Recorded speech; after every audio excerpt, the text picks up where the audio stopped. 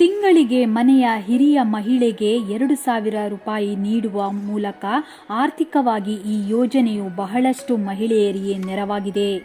ಈಗಾಗಲೇ ನೋಂದಣಿಯನ್ನು ಮಾಡಿದ ಮಹಿಳಾ ಫಲಾನುಭವಿಗಳ ಖಾತೆಗೆ 11 ಕಂತಿನವರೆಗೆ ಹಣವು ಜಮೆಯಾಗಿದ್ದು, ಇದೀಗ ಮಹಿಳೆಯರಿಗೆ ಗುಡ್ ನ್ಯೂಸ್ ನೀಡಲು ಕೇಂದ್ರದಿಂದ ಹೊಸ ಯೋಜನೆಯನ್ನು ಜಾರಿ ಮಾಡಿದೆ. ಇಂದು ಮಹಿಳೆಯರ ಉತ್ತೇಜನಕ್ಕಾಗಿ ಸರ್ಕಾರ ಹಲವು ರೀತಿಯ ಬೆಂಬಲ ನೀಡುತ್ತಿದೆ.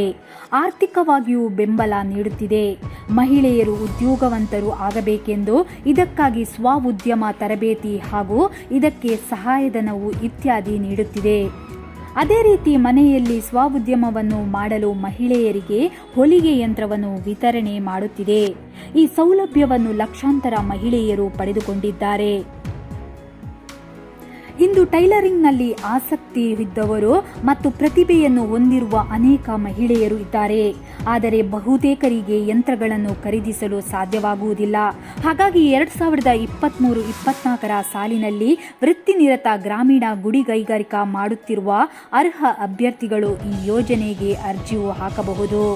ಯೋಜನೆಯಡಿಯಲ್ಲಿ ಹೊಲಿಗೆ ಯಂತ್ರಗಳನ್ನು ಖರೀದಿಸಲು ರೂಪಾಯಿ 15,000ವರೆಗೆ ಮಹಿಳೆಯರಿಗೆ ಸಹಾಯಧನವನ್ನು ನೀಡಲಾಗುತ್ತಿದೆ.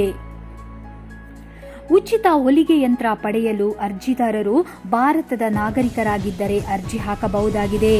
ಪ್ರಧಾನಮಂತ್ರಿ ವಿಶ್ವಕರ್ಮ ಯೋಜನೆ ಅಡಿಯಲ್ಲಿ ಟೈಲರ್ ಆಗಿ ಕೆಲಸ ಮಾಡುವ ಯಾರಾದರೂ ಈ ಯೋಜನೆಗೆ ಅರ್ಜಿ ಸಲ್ಲಿಸಬಹುದು.